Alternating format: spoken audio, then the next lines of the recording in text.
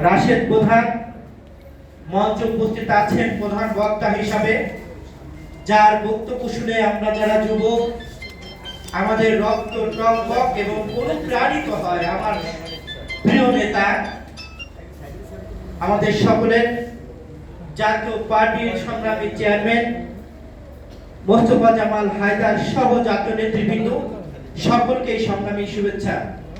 যেহেতু স্মরণ সভা শফিউল আলম প্রধানের সঙ্গে আমার দীর্ঘদিনের পরিচয় ছিল, তিনি আমাকে সবসময় দেশপ্রেমিক বলেই ডাকতেন।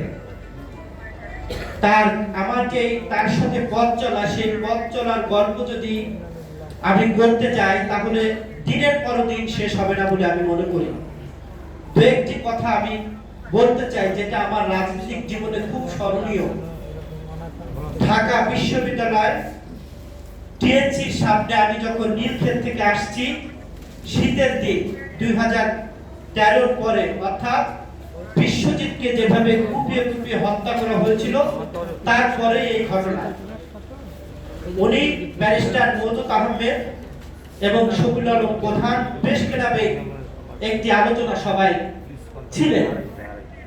ঢাকা বিশ্ববিদ্যালয়ের টিএনসিতে আমাকে যেভাবে ছাত্রলীগের আমাকে যেভাবে মেরেছে, মানে যেটা কল্পনাজনক ব্যাপার। সেখানে কয়েকজন সাংবাদিক আমাকে তুলে নিয়ে রিকশায় করে এখানে আসলেন, কিন্তু ওখানে ছাত্রলীগের ছেলেপেলেরা আমাকে শাহবাগ থানায় নেওয়ার জন্য ব্যস্ত হয়ে গিয়েছেন। আমার অপরাধ হলো দেশনেত্রী বেগম খালেদা জিয়া এবং দেশনায়ক তারেক রহমানের দুটো ছবি আমার কাছে ছিল, এটা হলো আমার অপরাধ। তাহলে চিন্তা করতে পারেন যে আমরা কোন দেশে বসবাস করছি।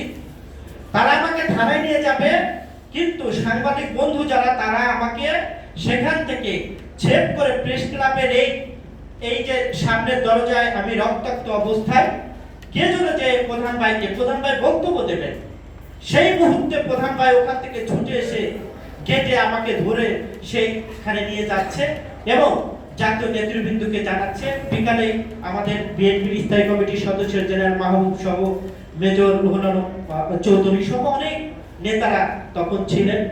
এই হলো নেতা। বক্তব্য তিনি দেননি, আমাকে দেখতে এসেছেন আমার কি অবস্থা, আমাকে মেডিকেলে নেওয়ার জন্য শফিউল আলম প্রধান ব্যস্ত হয়েছে।